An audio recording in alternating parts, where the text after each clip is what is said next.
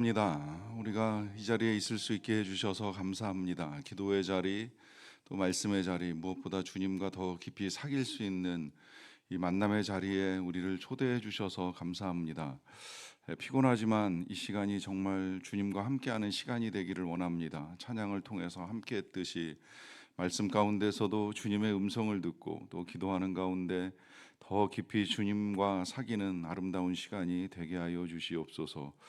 말씀을 전하는 종을 붙들어 주시고 함께 나누는 모든 주의 백성들과 함께하여 주시기를 간절히 원합니다. 예수님의 이름으로 기도하옵나이다. 아멘. 고난주간 특별 새벽 기도의 첫째 날 우리에게 주시는 하나님의 말씀은 요한일서 1장 1절부터 10절까지 말씀입니다. 요한일서 1장 1절부터 10절까지 말씀입니다. 하나님의 말씀을 저와 여러분들이 한 절씩 교독으로 받들어 읽겠습니다. 태초부터 있는 생명의 말씀에 관하여는 우리가 들은 바요 눈으로 본 바요 자세히 보고 우리의 손으로 만진 바라. 이 생명이 나타내신 바 된지라. 이 영원한 생명을 우리가 보았고 증언하여 너희에게 전하노니 이는 아버지와 함께 계시다가 우리에게 나타내신 바 된 이시니라. 우리가 보고 들은 바를 너희에게도 전함은 너희로 우리와 사귐이 있게 하려 함이니 우리의 사귐은 아버지와 그의 아들 예수 그리스도와 더불어 누림이라. 우리가 이것을 쓰면 우리의 기쁨이 충만하게 하려 함이라. 우리가 그에게서 듣고 너희에게 전하는 소식은 이것이니 곧 하나님은 빛이시라 그에게는 어둠이 조금도 없으시다는 것이니라. 만일 우리가 하나님과 사귐이 있다 하고 어둠에 행하면 거짓말을 하고 진리를 행하지 아니함이거니와. 그가 빛 가운데 계신 것 같이 우리도 빛 가운데 행하면 우리가 서로 사귐이 있고 그 아들 예수의 피가 우리를 모든 죄에서 깨끗하게 하실 것이요. 만일 우리가 죄가 없다고 말하면 스스로 속이고 또 진리가 우리 속에 있지 아니할 것이요. 만일 우리가 우리 죄를 자백하면 그는 미쁘시고 의로우사 우리 죄를 사하시며 우리를 모든 불의에서 깨끗하게 하실 것이요. 만일 우리가 범죄하지 아니하였다 하면 하나님을 거짓말하는 이로 만드는 것이니 또한 그의 말씀이 우리 속에 있지 아니하니라. 아멘. 아멘. 오늘부터 고난주간 특별 새벽 기도회가 일주일 동안 진행이 됩니다.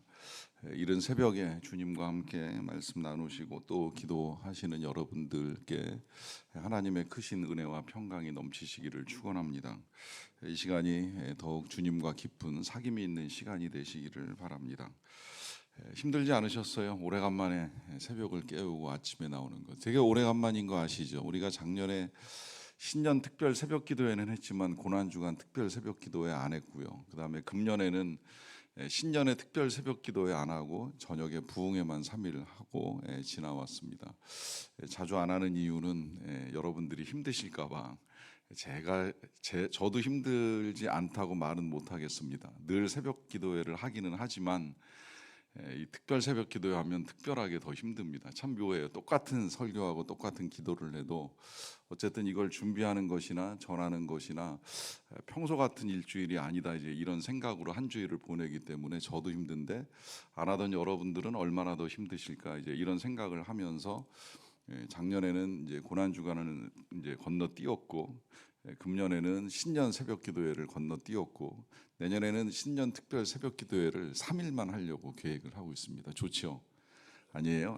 길게 좀 더 길게 할까요? 뭐 원하시면 9일까지 가능합니다. 3일 한다고 우리 교역자들하고는 미리 이야기를 나누니까 아주 환호하더라고요. 너무 좋다고. 그만큼 교역자도 힘든데 여러분들 얼마나 힘드실까 해서 이제 올해는 고난 주간만 한번 이제 새벽 기도회를 해보자 이제 이런 생각을 가지고 준비를 했습니다. 이 고난 주간에 이제 이번에는 특별하게 요한일서 말씀을 보려고 하고 있는데요. 이 요한일서는 예수님의 제자였던 사도 요한이 쓴 편지입니다. 이 요한이 특별한 것은 예수님의 제자로서도 예수님과 가까이 지내기도 했지만 또 그 제자 12명 중에서도 제일 가까웠던 제자, 오죽하면 이제 애제자라고 하는 별명이 붙었잖아요. 베드로는 수제자고 요한은 애제자다. 그래서 이 최후의 만찬을 그린 그림을 이렇게 보다 보면 이 사도 요한이 예수님의 품에 안기거나 기대거나 한 모습을 그린 화가들도 여러 있는데 이제 그만큼 예수님과 제일 가까웠던 제자가 아니었겠는가. 또 실제로 복음서 읽어 나가다 보면 이 제자들이 궁금한 거 있으면 이 요한에게 머리짓해서 네가 물어봐라. 우리 교회는 저한테 제일 질문 많이 하는 전도사가 여전도사입니다. 꼭 건의할 거나 궁금한 거 있으면 이제 네가 해라 시켰는지는 전 잘 몰라요. 근데 늘 그분이 저한테 질문하는 걸 보면 이 그분을 통해서 이 얘기하는 게 제일 편하게 생각을 하는지는 모르겠는데 요한이 이제 그런 입장에 놓여 있었던 제자입니다. 이제 그러다 보니까 어떻게 보면 누구보다도 예수님을 가장 가까이에서 만나고 알고 있었던 제자라고 할 수가 있겠죠. 특히나 십자가에 달려 돌아가실 때 다 도망갔는데 그 도망간 제자들 중에서 유일하게 다시 십자가에 매달리신 예수님 가까이에 나와서 마지막까지 대화를 나눴던 제자가 이 요한이잖아요. 이 예수님께서 요한에게 자신의 어머니 마리아를 맡기면서 보라 네 어머니라 이제 당부했던 그런 제자가 사도 요한입니다. 그러하기 때문에 이 사도 요한은 이 편지를 쓰면서 다른 편지, 그러니까 그동안에 우리가 늘 읽어왔던 베드로나 뭐 하건 바울의 편지하고는 좀 이제 다른 시작을 우리에게 보여줍니다. 사도 바울의 편지 어떻게 되는지 아시지요? 대부분 뭐 다는 아닐지라도 하나님의 뜻으로 말미암아 예수 그리스도의 사도가 된 나 바울은 이제 이러고 시작을 하잖아요. 그러고 나서 그 다음에 은혜와 평강이 너희에게 있을지어다라고 하는 말로 편지가 시작이 돼요. 근데 요한은 좀 다르게 시작이 돼요. 이렇게 시작이 됩니다. 1절 말씀을 볼까요? 태초부터 있는 생명의 말씀에 관하여는 우리가 들은 바요 눈으로 본 바요 자세히 보고 우리의 손으로 만진 바라 합니다. 자, 이게 참 요한이 편지를 쓸 때나 복음서를 쓸 때나 요한만이 가지고 있는 특징인데, 요한은 예수님을 소개할 때 늘 이렇게 소개를 해요. 태초부터 있었던, 태초부터 계셨던 생명의 말씀. 요한복음은 어떻게 시작하는지 아시죠? 태초에 말씀이 계시니라 하면서 시작이 되잖아요. 그리고 이 말씀이 빛이다. 이제 이런 시작으로 예수님을 소개합니다. 그러니까 쓰려고 시작을 딱 하면 예수님에 대해서부터 이제 시작이 되는 거예요. 그걸 이제 여기서는 태초부터 있는 생명의 말씀이라고 일단 소개를 하고 난 다음에 이 말씀이신 예수님에 대해서 우리가 들었다, 눈으로 봤다, 자세히 보고 심지어 나는 손으로 만진 바라, 이제 이렇게까지 표현을 합니다. 요한서신 읽어 나갈 때 참고로 말씀드리자면 이제 이 표현 방식이 우리 방식하고 비슷한 표현이 나오다 보니까 조금씩 이제 우리에게 헷갈릴 때가 있어요.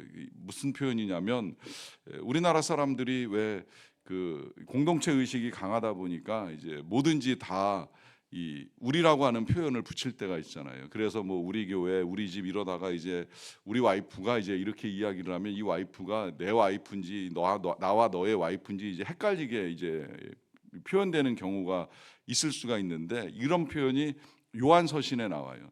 사실 뭐 집이 우리 거고 뭐 나라가 우리 건 맞지만 우리 와이프 그러면 이게 진짜 혼동되지 않으세요?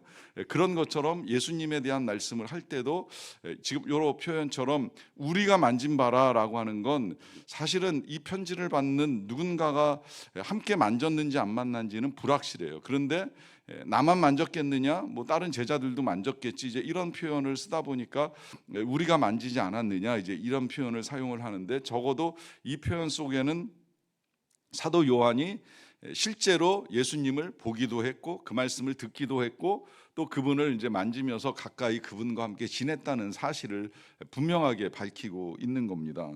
그래서 이제 그가 그렇게 실제로 경험했던 예수님에 대한 이야기를 다시 이제 하겠다라고 하는 것이죠. 그 가운데 이 예수님을 소개하면서 태초부터 계신 생명의 말씀이라고 하는 표현을 사용하는데, 이 요한이 예수님에 대한 표현 가운데 말씀이라고 하는 표현을 사용하는 이유가 있어요. 물론 예수님을 말씀으로만 표현하지 않아요. 놀랍게도 요한 복음을 가지고 이야기하면 사도 요한은 예수님을 빛이라 생명이라 뭐 목자다 선한 목자다 하는 다양한 표현으로 이제 우리에게 전달을 해주는데, 그 가운데서도 제일 첫 번째가 항상 말씀이에요.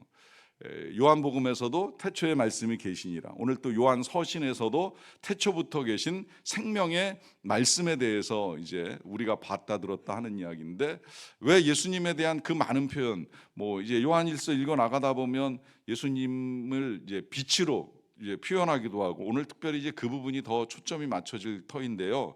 빛으로도 표현하고, 그 다음에 사랑으로도 표현하고, 마지막에 생명으로도 표현을 하는데, 시작을 하면서는 말씀이라고 하는 표현을 사용합니다. 왜 그럴까요? 그것은 이 말씀의 권세, 말씀의 능력을 요한이 신뢰하고 있기 때문입니다. 그리고 이것을 제가 지금 여러분들에게 설명드리는 이유는 이 말씀의 권세, 말씀의 권위를 우리도 존중을 해야 되고, 존중할 뿐만이 아니라 심지어 더 나아가서는 우리 입술에 담겨 있는 이 권세, 이 능력을 여러분들이 믿으셔야 된다는 말씀을 드리는 거예요. 하나님이 세상을 창조하신 건 다른 어떤 물질, 에너지, 능력, 이게 아닌 것입니다. 말씀으로 창조를 하셨잖아요. 이제 그러다 보니까 사도 요한은 이 말씀이 곧 예수님 아니시겠느냐까지 할 정도로 이 말씀과 예수님을 연결시켜 버렸어요. 그만큼 예수님에게 능력이 있는 것이고, 또 말씀에도 능력이 있기 때문에 결국 이 능력은 같은 것이 아니겠느냐 이제 생각을 한 것이죠. 근데 틀림이 없어요. 말씀은 정말 굉장한 능력을 가지고 있어서 똑같은 언어도 계속 사용하는 것에 따라서 좋은 언어 많이 사용하다 보면 놀라운 생명력 있는 변화가 일어나는 것이고, 나쁜 언어도 계속 사용을 하다 보면 이 사망을 죽음으로까지 몰고 가는 일들이 벌어지게 되는데, 그만큼 이 말씀에 권세가 있다는 의미이고, 그 권세를 가지신 예수님은 생명의 말씀으로 태초부터 우리와 함께 계신 분이라고 하는 의미로 시작을 합니다. 이것을 이제 시작을 하면서 요한은 한 번으로 끝나는 것이 아니라 이 태초부터 계셨던 생명이 우리에게 나타났다라고 하는 건 숨겨져 있었다라고 하는 것이고, 드러나지 않았다라고 하는 거예요. 그러다 보니까 이제 우리가 예수님이 정말 태초부터 계신 하나님의 아들이 맞느냐 이제 하는 여러 가지 의문과 연구가 진행되어 오는데, 우리 예수님은 태초부터 계신 하나님의 아들이 틀림이 없습니다. 다만 이제 그분이 드러나시지 않다 보니까, 그렇다고 또 전혀 드러나지 않았던 것도 아니에요. 창세기에도 나오고, 또 역사서에도 나오고, 예언서에도 등장을 합니다. 중간중간에 우리 예수님이 드러나는데 제대로 이제 소개가 안 되고 알려지지 않다 보니까 그 존재를 이해하지 못하고 유대인들이 살았을 뿐이지, 늘 계셨던 하나님의 아들이신 것이 틀림이 없어요. 근데 이제 그분이 때가 찼을 때에 기약대로 이제 이 땅에 오셔서 우리에게, 여기 이제 지금 이 요한에게 이제 나타나시다 보니까, 이 나타나신 예수님을 우리가 보고 증언하여서 너희에게 전하겠다라고 하는 말을 하잖아요. 그러면서 이 예수님을 다시 또 소개할 때에는 영원한 생명이라고 소개를 합니다. 이때 이 영원한 생명이라고 소개를 하는 이유도 있지요. 그것은 예수님이 죽으셨지만 부활하셨거든요. 끝난 줄 알았는데 다시 살아나셨거든요. 살아나신 다음에 우리 예수님이 승천하는 걸 요한은 명백하게 봤거든요. 우리 예수님이 구름 사이로 들려 올라가시는 걸 아주 가장 가까이에서 확실하게 보았던 제자가 요한이기 때문에, 이분은 생명이다. 그분 안에 생명이 있고, 그 생명은 죽지 않는 생명, 영원한 생명이다. 이 영원한 생명을 내가 보았고, 이 영원한 생명은 아버지와 함께 계시다가 우리에게 나타나신 바 된 분이시다라고 하는 것으로 시작을 하는 거예요. 그러니까 요한은 편지를 쓸 때 이 예수님에 대한 소개를 멈출 수가 없는 거예요. 뭐 복음서를 쓰던 편지를 쓰던 이 예수님이 누구신지 아느냐, 지금 우리가 함께 믿는 이 요한의 공동체가 되었건, 아니면 이 편지를 받는 그 누가 되었건, 우리가 지금 믿고 섬기는 분이 예수님이라는 사실을 알고 있느냐. 그분은 생명이고, 그분은 하나님과 함께 계셨던 하나님의 아들이라는 사실을 밝히는 것으로 시작을 합니다. 그러면서 이제 왜 편지를 쓰느냐 하는 이야기를 했을 때, 제일 먼저 이제 3절에 이렇게 소개를 해요. 우리가 보고 들은 바를 너희에게도 전함은 너희로 우리와 사귐이 있게 하려 함이니, 우리의 사귐은 아버지와 그의 아들 예수 그리스도와 더불어 누림이라라고 합니다. 자, 여기서 지금 이제 우리 사도 요한이 우리에게 편지를 쓰는 이제 하나의 목적이라고 할까요? 그것은 사귐이라고 하는 단어로 소개를 합니다. 이 사귐은 너와 내가 사귀는 것이기도 하지만 또한 더 나아가서는 아버지 하나님과 또 그의 아들 예수 그리스도와 더불어 누림이라라고 하는 것입니다. 자, 여기 굉장히 중요한 단어가 두 개 나오죠. 하나는 사귐이고 하나는 누림입니다. 자, 이 단어만 오늘 기억하고 가셔도 참 좋겠다는 생각이 들어요. 왜냐하면 왜 여러분 이 새벽에 나오셨습니까? 또 왜 교회를 다니십니까? 왜 기도를 하시고 왜 열심히 섬기고 모이려고 애를 쓰십니까? 이 모든 것들이 다 사귐이라고 하는 거예요. 사귐. 누구와? 우리 교회 성도들과의 사귐도 중요하지만 이것만 가지고 사귐이라고 할 수는 없다는 거예요. 명백하게 그 사귐은 하나님과 더불어 또 예수 그리스도와 더불어 사귐인데, 이 사귐의 목적은 누림에 있다는 것입니다. 하나님을 누리고 또 예수 그리스도를 누리는 데 있다라고 하는 것이죠. 이 누림에 대해서는 이 사도 요한만 사용하는 표현이 아니라 어제 우리가 보았던 대로 사도 바울도 그리스도 안에서 우리가 하나님과 화평을 누리자라고 하는 당부로 5장 1절이 시작이 되었잖아요. 누리라는 거예요. 여러분, 복음은 누림입니다. 복음은 하나님 안에서 하나님의 자녀로 우리가 누리며 살아가는 것이 복음입니다. 근데 이 누림을 하려고 하면 어떻게 해야 되느냐? 사귐이 있어야 된다라고 하는 거예요. 자, 이제 오늘은 그 사귐의 원리를 이제 나누게 될 터인데, 사귐의 원리를 나누기 전에 왜 그러면 우리가 하나님과 또 예수 그리스도와 더불어서 사귀어야 하는가라고 하는 그 이유가 좀 더 분명해야 되거든요. 그 이유에 대해서 4절에서는 이렇게 설명을 해주고 있습니다. 우리가 이것을 쓰면 우리의 기쁨이 충만하게 하려 함이라라고 하는 것입니다. 자, 여기서의 이제 우리 두 개가 나왔어요. 앞에 우리는 그야말로 편지를 쓰고 있는 자신을 일컫는 표현이고요. 뒤에 우리는 이제 나뿐만이 아니라 너를 포함한 이제 우리를 의미하는 거예요. 그래서 내가 지금 이 편지를 쓰는 목적, 아니라면 나와 함께 나의 편지를 대필해 주는 누군가와 이 편지를 쓰는 목적은 뭐냐? 그것은 너의 기쁨, 나의 기쁨, 우리 모두의 기쁨이 충만하게 하려 함이라라고 하는 것입니다. 그러니까 결국 이 사도 요한이 편지를 쓰는 이유, 또 주님과 함께 사귀자는 이유, 그리고 더 나아가서 이 사귐이 누림이 되어야 되는 이유는 뭐냐면 기쁨을 충만하게 하려 하는 이유다라고 하는 것이지요. 여기에 지금 이제 이 사귐의 목적이 있는 거예요. 자, 이 사귐과 누림에 대해서 우리가 이제 이해하기 위해서 요즘 이제 우리 현대 사회의 사귐을 좀 한번 잘 생각을 해보세요. 어느 순간 이제 우리의 사귐이 이렇게 이제 만나서 함께 예배를 드리고 또 예배 후에 교제하고 식사하고 하는 일들로 이어지는 이제 사귐이 있기도 합니다만은, 어느 순간 이 사귐이 이제 원격으로 이렇게 변화되는 사회에 우리가 들어왔잖아요. 그래서 멀리 있어서 가까이 만나지 못하는 사람들이라고 할지라도 우리는 늘 소식을 전하고 소식을 받을 수 있는 그런 시대에 살고 있어요. 그 소식을 전하는 매체를 통상 이제 SNS다 이렇게 표현을 하는데, 이 SNS를 통해 가지고 내가 요새 어떻게 지내고 있는지 이제 많은 사람들에게 드러내잖아요. 그러면은 그것을 사람들이 보고 이 친구 이 사람이 이렇게 지내고 있구나, 이제 우리가 쉽게 알 수가 있습니다. 다양한 방식으로 이제 그게 잘 발달이 되어 있다고 생각을 하는데요. 자, 이게 아주 급격하게 확산이 되면서 많은 사람들이 이 SNS를 이용을 합니다.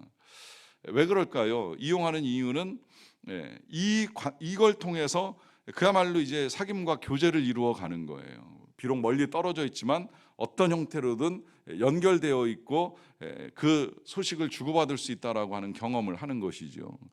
문제는 그게 지금 다양하게 발달돼 왔는데 이제 더 발달될 것 같아요. 보니까 이게 이제 VR까지 겹치게 되면 그야말로 이제 앞에서 보는 것 같은 그런 느낌으로 이 통신을 할 수 있는 시대도 되지 않을까 생각을 하는데요. 자, 이게 발달됐다고 해서 사람들의 외로움이 사라졌습니까? 사람들이 정말 그 가운데서 충만한 기쁨을 누리고 있습니까? 여러분, 이 기쁨에 관한 이야기를 할 때 기쁨과 재미가 늘 다르다는 거 알고 계시죠? 어떤 만남 또 어떤 관계들은 재밌기는 해요. 그런데 때로는 기쁨을 주지 못하는 만남이나 관계, 연락망도 있을 수 있다라고 하는 거예요. 분명히 다릅니다. 기쁨과 재미는 다릅니다. 왜 다를까요? 이 사귐이라고 하는 것이 어떤 경우에도요, 다 경험해 보셔서 너무 잘 아시겠지만 직접 대면하여 만나는 것과 통신을 하는 거의 차이는 엄청나게 크기 때문이거든요. 왜 유학 간 자녀가 방학만 되면 때마다 귀국해서 부모를 만나려고 할까요? 뭐 그 동안에는 단 한 번의 연락도 없었을까요? 아니지요. 매일 전화하잖아요. 지금은 매일 전화도 얼굴 보면 할 수 있는 시대잖아요. 그럼에도 불구하고 대면하는 만남이 중요한 이유가 어디 있겠습니까? 인간은 만나지 않으면 깊은 사귐을 갖기가 어렵다는 거예요. 아무리 매체가 발달해서 그 매체가 정말 코앞에 놓고 보는 것 같은 그런 시대가 된다 할지라도 이렇게 정말 실물과 실물을 대하고 만나는 이런 일을 하지 못하면 우리의 이 사귐이라고 하는 것이 그야말로 큰 기쁨을 누리기가 절대 쉽지 않다는 의미입니다. 그러하기 때문에 우리의 사귐은 그야말로, 그래서 어쩌면 이 사도 요한이 시작하면서 보았다, 들었다, 만졌다, 이제 이걸 중요하게 강조를 했는지도 몰라요. 직접 경험을 해야 되지 않겠느냐, 이제 이걸 강조하는 것이죠. 왜냐하면 그러한 사귐이 궁극적으로 기쁨을 가져다 주기 때문입니다. 진정한 기쁨을 누리려고 하면 실제적으로 대면하고 만나고 하는 이제 이런 일이 있어야 된다는 거예요. 문제는 우리가 사람들끼리야 정말 시간 내서 뭐 예배드리고 밥 먹고 하면서 만나고 사귀고 하는 일들을 할 수 있다 하더라도 도대체 그러면 우리가 예수님을 어떻게 만나고 어떻게 만져보고 어떻게 대면해서 그분과의 사귐을 깊게 만들고, 그래서 정말 그분이 우리에게 주시기를 원하는 이 기쁨을 충만하게 누릴 수 있겠느냐라고 하는 질문을 할 수밖에 없는데요. 그 질문에 오늘 이 사도 요한이 우리에게 주는 답이 바로 이것입니다. 다 건너뛰어서 여러분 9절에 이런 당부를 하는데요. 만일 우리가 우리 죄를 자백하면 그는 미쁘시고 의로우사 우리 죄를 사하시며 우리를 모든 불의에서 깨끗하게 하실 것이요 라고 하는 말씀을 합니다. 자, 여기서 보시면 우리의 죄를 자백하라 라고 하는 당부를 합니다. 그러면 그는 미쁘시고 의로우사, 이제 우리를 용서해 주시고 우리를 깨끗하게 하실 것이다 라고 하는 말씀을 하고 계세요. 그러니까 여기에 이제 중요한 사귐의 원리가 있어요. 자, 제가 다 건너뛴다라고 하는 표현을 사용을 했는데 중간에 건너뛴 거 이제 조금만 말씀을 드리자고 한다면, 우리가 예수님과 사귐이 어려운 한 가지의 이유가 있습니다. 그것은 예수님은 빛이시고 우리는 어둠이기 때문이에요. 이걸 사도 요한이 요한복음에서도 이 복음서를 시작하면서 우리에게 알려줬어요. 태초에 말씀이 계시니라, 이 말씀이 빛인데 빛이신 예수님이 우리에게 오셨는데 문제는 어두움이 깨닫지 못하더라. 이제 우리가 깨닫지 못하였다는 사실을 밝히시는 거잖아요. 오늘도 이제 동일한 말씀을 하고 계시는 거예요. 7절에 보시면 그가 빛 가운데 계신 것 같이 우리도 빛 가운데 행하면 우리가 서로 사귐이 있다라고 하는데, 문제는 우리가 이제 빛 가운데 행하는 것이 아니라 어둠 가운데 행하다 보니까 빛이신 예수님과 사귐을 갖는 것이 쉽지 않다는 겁니다. 그러면 이 어둠이 빛과 사귀는 역사가 나타나려면 어떻게 해야 되느냐? 그것이 조금 전에 읽어드렸던 9절의 말씀인 거예요. 그러려면 우리의 죄를 자백하는 것에서부터의 사귐이 시작이 된다는 거예요. 근데 도대체 무슨 죄가 있지? 뭐 의문이 있을 수 있다고 어제도 말씀을 드렸습니다만은, 일단은 이 우리의 상태에 대한 것을 가지고 주신 말씀을 먼저 좀 읽고 나서 정리를 해드릴게요.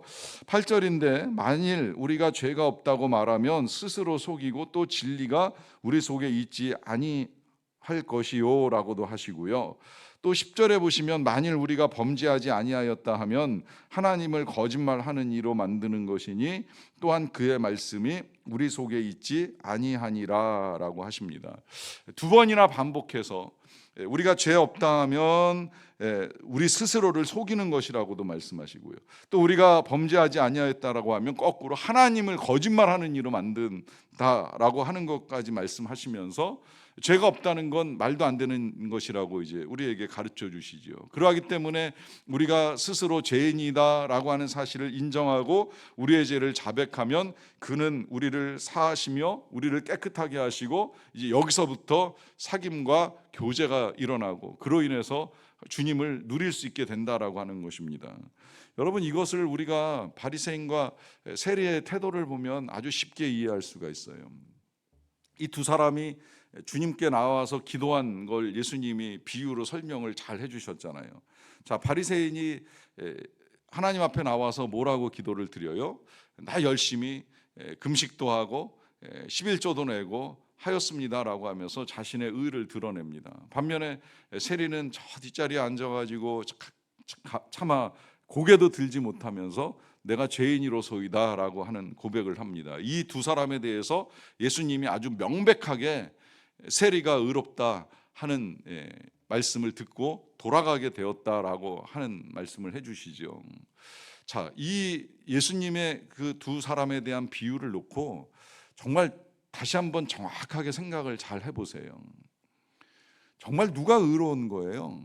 열심히 성전에 찾아가서 예배 드리고 말씀 잘 읽고 하나님께 드릴 거 드리고 구제할 거 하고 금식할 거 하면서 성실하게 살아가는 사람, 정말 의로운 사람 아닙니까? 그러니까 당시에 유대인들이 대부분 다 바리새인들을 존경했어요. 반면에 이 세리는요, 그냥 단순히 세금을 걷는 사람이 아니잖아요. 유대인들한테 세금 걷어가지고 로마 사람들한테 바칠 거 다 바치고 자기 챙길 거 챙기는, 악덕해도 이렇게 악덕할 수가 있겠습니까? 이런 사람들 지금 우리나라에도 있다고 하면 그런 사람을 소위 우리는 매국노라고까지 표현을 하잖아요. 요새 뭐 일본 간판만 달아도 매국노라는 표현을 듣는데, 간판 단 정도가 아니라 만약에 이 세금 뜯어가지고 일본에 갖다 바친다라고 하면 이런 매국노가 세상에 어디 있겠습니까? 그런데 왜 예수님이 바리새인이 아닌 이 세리를 향해서 의롭다라고 하는 말씀을 하실까요? 한 가지 이유예요. 딱 한 가지 이유. 그 이유는 죄를 고백하는 거예요. 나는 죄인으로서이다 하는 고백과 함께 하나님 앞에 나아가는 겁니다. 여러분, 지난달까지 우리가 새벽에 사무엘에서 읽어 나가다 보면 사울도 등장하고 다윗도 등장하는데, 여러분, 다윗과 사울의 차이를 크게 다르게 보지 마십시오. 다르게 볼 필요가 없는 것이, 뭐 읽어 나가다 보면 실상 사울이나 우리가 다를 게 없거든요. 뭐 사울이 가지고 있는 욕심이 우리에게 없었겠습니까? 뭐 한때 겸손함 우리도 있지요. 그러나 그 겸손함이 늘 겸손함으로만 끝나는 것이 아니라 우리도 또 조금 뭐 자리가 주어지고 권세가 주어지면 사울 같은 교만함이 없어진다고 감히 누가 말할 수 있겠습니까? 그러니까 사울의 모습이 우리에게도 얼마든지 있을 수 있는 거예요. 그런데 그런 사울과 다윗의 차이가 어디에서 드러나는 거예요? 한 가지입니다. 다윗은 자신의 잘못 앞에 인정하고 회개하는 태도를 보여주었다는 거예요. 안타깝게도 사울이 이거 하나가 부족한 거예요. 잘못을 했다는 사실을 사무엘을 통해 들었다라고 한다면 엎드려야 되거든요. 하나님 앞에 그 잘못 인정하고 자백하면 되는 거거든요. 근데 그 잘못이 드러난 그 상황 속에서도 자기 체면만 생각하는 거예요. 내 체면을 위해서 나와 함께 이 백성들과 제사를 드려줄 수 없겠느냐, 이게 이제 사울의 태도였던 거예요. 다윗은 왕이었지만 똑같은 잘못을 지적받을 때 즉각 엎드리잖아요. 즉각 용서를 구하잖아요. 금식하며 하나님 앞에 나아가잖아요. 이 차이가 하나님과의 사귐을 만드느냐 못 만드느냐에 엄청난 차이를 불러옵니다. 여러분, 하나님과의 사귐은 다른 것에서 시작되는 것이 아닙니다. 대단한 걸 하나님이 요구하시는 것이 아닙니다. 우리의 부족함, 우리의 연약함, 우리의 죄인됨을 가지고 있는 모습 그대로 하나님 앞에 나아가는 것입니다. 그러면 처음엔 좀 힘들어요. 왜냐하면 빛이 비치면, 예수님이 빛이시라고 말씀을 드렸는데 빛이 비치면 먼지가 드러나거든요.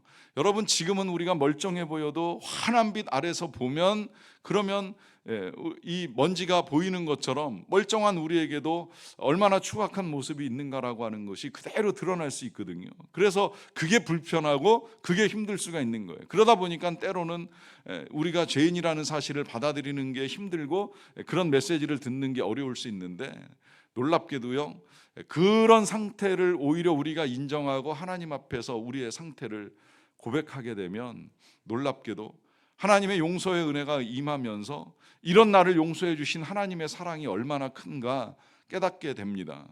거기서부터 이제 우리가 주님과의 교제가 시작이 되는 거예요. 그리고 나를 용서해 주신 하나님을 누리는 삶에서부터 이제 사귐이 시작이 되는 겁니다.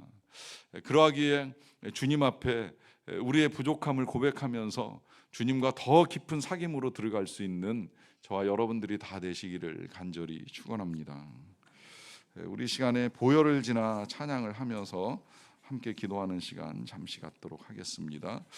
보혈을 지나 하나님 품으로, 보혈을 지나 아버지 품으로 한 걸음씩 한 걸음씩 나아가네 함께 찬양 드리겠습니다.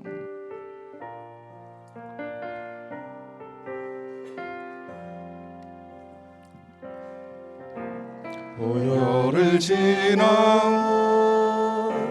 하나님 품으로, 보혈을 지나 아버지 품으로, 보혈을 지나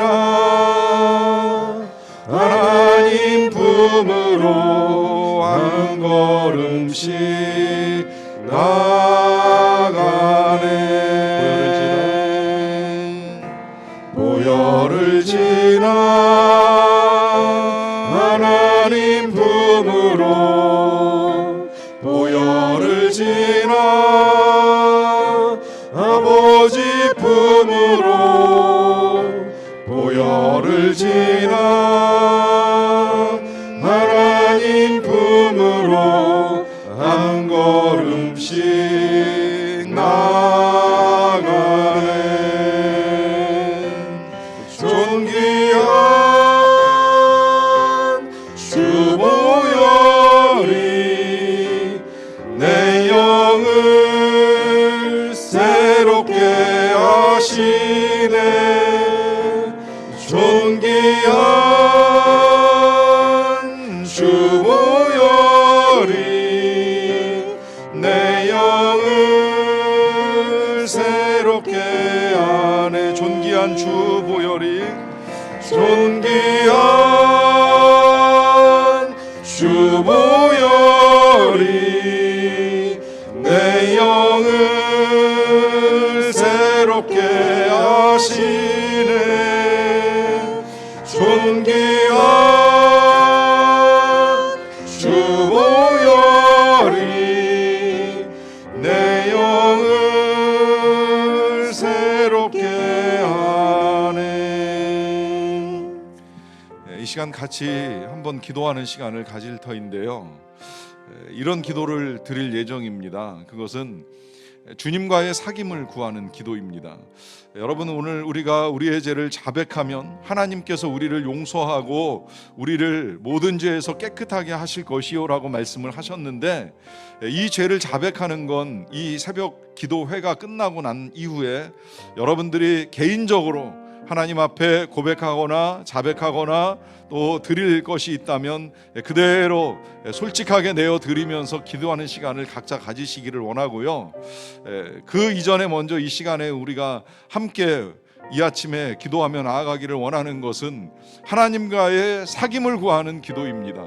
특별히 이 새벽 기도회 일주일 동안 특별하게 하나님께 나아가는 시간을 통하여, 또 말씀을 듣는 시간을 통하여, 기도하는 시간을 통하여, 또 그리고 우리의 삶에 있어서 다른 어떤 은혜보다도 정말 주님과의 사귐, 주님과의 누림, 이 세상 행복보다도, 이 세상 명예보다도, 이 세상 그 어떤 것보다도 가장 귀하신 나의 주 예수 그리스도와 정말 깊은 사귐을 갖고 누릴 수 있게 되기를 원합니다. 특별히 이 새벽을 통하여 그와 같은 것들을 누릴 수 있게 되기를 원합니다라고 하는 우리의 마음을 가지고 나아가는 시간을 먼저 가졌으면 좋겠습니다. 그래서 오늘 그렇게 다 같이 합심해서 기도를 드리고 난 다음에 이후에 이제 기도회가 마치고 나면 개인적으로 여러분들이 여러분들의 죄를 하나님 앞에 고백하면서 더 깊은 사귐의 기도를 가지시고 나서 오늘 모든 시간들을 마쳤으면 좋겠습니다. 이 시간에 일단 먼저 다 같이 주님과의 깊은 사귐을 간절한 마음으로 구하는 기도를 한 목소리로 함께 하나님 앞에 올려드리도록 하겠습니다. 다 같이 기도하며 나아갑니다. 아버지 하나님, 오늘 이 아침 우리에게 있어서 가장 중요한 것, 가장 필요한 것이 무엇인가 라고 하는 사실을 우리가 듣게 되었습니다. 아버지, 주님과 사귀고 싶습니다. 생명의 말씀이시오 빛이신 주님과 함께 더 깊이 교제하며 나아갈 수 있게 되기를 원합니다. 아버지 하나님은 우리가 그와 같은 사귐을 갖도록 우리를 위하여 그 아들 예수 그리스도를 이 땅에 보내어 주시고 그 예수 그리스도를 친히 눈으로 보고 손으로 만지고 귀로 들었던 사도 요한과도 같은 그 아름다운 만남이 우리 안에도 있을 수 있기를 원합니다. 아버지, 주님과 더 깊이 사귀면서 우리를 용서하시고 우리를 사랑하시고 우리를 품어주시고 우리를 안아주시는 주님 안에서의 누림이 우리의 삶에서 날마다 지속되기를 원합니다. 이제 오늘부터 시작되는 이 특별 새벽 기도회가 바로 그런 시간이 되기를 간절히 원합니다. 주님과 깊이 사귀는 시간이 되기를 원합니다. 사귐의 은혜를 누리는 시간이 되기를 원합니다. 아버지, 이 사귐의 은혜가 모든 성도들에게 임하기를 원합니다. 이 새벽을 깨우고 주님 앞에 나와서 기도를 드리는 모든 주의 백성들이 더욱 주님과 사귀고 주님과 함께하는 시간을 누릴 수 있게 되기를 간절히 원합니다. 아버지, 그와 같은 은혜가 우리 모두에게 임하여서 정말 주님과 더 가까워지고 친밀해지는 이 은혜를 풍성하게 누리는 주의 백성들이 다 될 수 있도록 도와주시옵소서. 하나님, 우리가 하나님을 누리지 못하기에 세상에서의 많은 재미와 기쁨을 추구하며 살아왔다는 사실을 인정하면서 우리와 함께 하시는 주님과의 깊은 교제가 우리에게 허락하시는 그 즐거움, 그 기쁨을 충만하게 누리는 우리 모두가 될 수 있도록 하나님 도와주시옵소서. 주님의 은혜를 구합니다.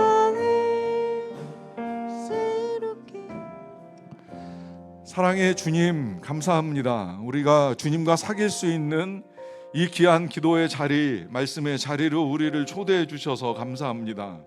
하나님, 우리도 정말 갈망합니다. 그 옛날 사도 요한이 주님을 눈으로 보고 귀로 듣고 손으로 만졌던 것처럼 우리도 더욱 우리의 삶에서 우리와 함께 살아계신 예수님, 생명의 말씀이신 예수님, 빛이신 주님과 더 깊은 사귐의 교제를 이루어가기를 원합니다. 그래서 그 주님과의 사귐 속에서 우리가 충만한 은혜를 누리고 그 누림 속에서 진정한 인생의 기쁨을 찾아가게 되기를 원합니다. 우리가 이것을 할 수 없었기 때문에 그동안에 세상이 주는 재미, 세상이 주는 즐거움, 세상이 주는 안목의 정욕을 따라 살아왔음을 고백합니다. 이 모든 것들을 치워버리고 이제 빛 대신 주님 앞에 더 가까이 나아가 정말 하나님이 우리에게 주시는 그 충만한 기쁨을 누리며 살아갈 수 있게 되기를 간절히 원합니다. 하나님, 그와 같은 은혜가 오늘 이 새벽을 깨우며 주님을 찾은 모든 주의 백성들에게 임하게 하여 주시옵소서.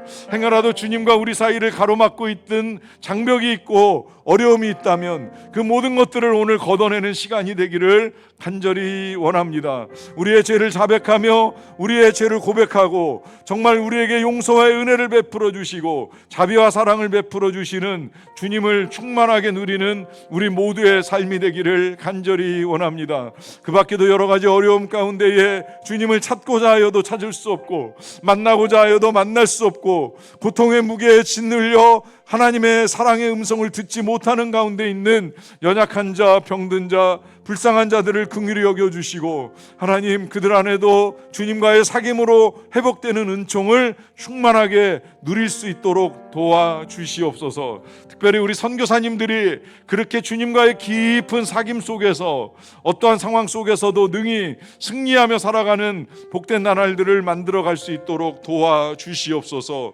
이제 또다시 주님과 함께 세상을 향하여 나아갑니다. 오늘 붙들고 있는 주님의 손을 놓지 않는 우리 모두가 되게 도와주시고 주님과 함께 한 걸음 한 걸음 기쁜 날을 걸어갈 수 있는 우리 모두가 되게 하여 주시옵소서. 우리를 사랑하시는 예수님의 이름으로 간절히 기도하옵나이다. 아멘.